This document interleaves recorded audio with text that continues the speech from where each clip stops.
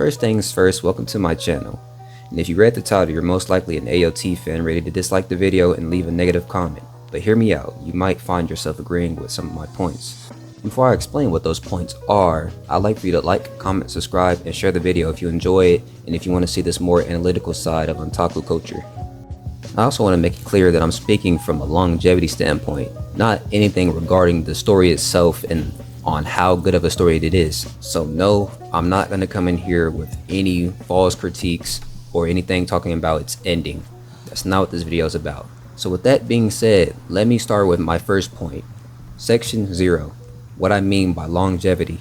First, I want to explain what I mean by longevity. When I bring up longevity in the manga and anime context, I'm referring to the amount of time within the mainstream culture, with examples of animes still being in the mainstream today being One Piece, Dragon Ball, and Naruto, which all still have active community and even new material coming out to this day. But to also provide opposite examples of that is Tokyo Ghoul, Sword Art Online, and Fairy Tail, which were all once popular animes in the mainstream and still loved by their fans but are no longer in the mainstream, with names like JJK, Chainsaw Man, and some others. But where AOT fits onto this is kind of strange. Its last season came out 2 and 3 years ago and it still has an active fan base, but compared to like advertising and all that to the other names I named earlier, it doesn't really have that anymore. You're not seeing Attack on Titan discussions like you once were back in 2024 to 2023, which is expected for animes that are no longer having new episodes produced, but this just shows you how the longevity is going to be affected from here on out because of the said fact. On to my next section, Section 1, Complexity Poisoning. Now I want to introduce the concept of complexity poisoning, which is essentially just the idea that a story's complexity limits its ability to be understood by a casual viewer. Which we all know Attack on Titan is a very complex story, which is why many consider it a masterpiece because of that fact. Which the concept of complexity poisoning leads me to presenting that many AOT fans in fact have the illusion of understanding the story.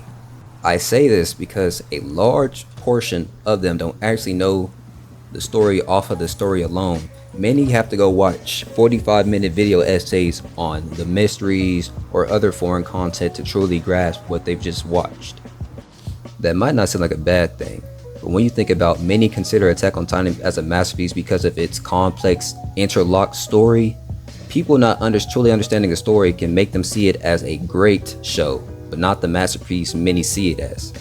It also makes you understand that many casual viewers, especially in this area where there isn't any global hype for it anymore, aren't necessarily choosing to watch it over any of the heavy hitters nowadays. Another problem I see with Attack on Titan's complexity is, for a casual viewer, it is a story where you must actively be paying attention to truly understand what you're watching. It isn't one of those series where you can just sit down and just turn off your brain. As we all know, it has a lot of exposition, and if you're not willing to pay attention to it, you're going to be lost in certain parts of the show. Taking into account all those factors, it's understandable to think why it will never have the longevity of DBZ or One Piece. Nor does that fact make it a bad series, let me make that clear also. My next point is in Section 2, the community complex. As of today, all of AOT's mysteries have been solved and the story has been finished, which means most conversations that were once around have ended, which also means people have moved on, which all significantly affects AOT's longevity. That all essentially just spells out what this section is about, the power of the community. If I had to give you an example of an anime community's power over its own show, I'd use DBZ once more, as it is still within the mainstream after being released, I think around the 1980s. But to do that, I have to call out the elephant in the room. DBZ is still ongoing, unlike Attack on Titan, which has ended. But that doesn't change the fact that its characters are still relevant within modern anime conversations. For example, when a new strong anime character presents themselves, the first person they're likely to be pitted against is, you guessed it, Son Goku. Which Attack on Titan is still in modern day anime conversations, but it's not to what DBZ is. Like, there's conversation about could Godzilla stop the rumbling, stuff like that, or could this character make it through the gauntlet with Eren being on there, but there's nothing really substantial. But if the DBZ conversation seems a little too unfair because of its ongoing status, let me use another one. For the next example, I'd use Naruto. Yes, Boruto exists, but I'm not going to consider it Naruto itself, as there are two separate entities with Boruto just taking place in this universe. Boruto is kind of like the Fire Force to Naruto's Soul Eater, take place in the same universe but are not the same thing.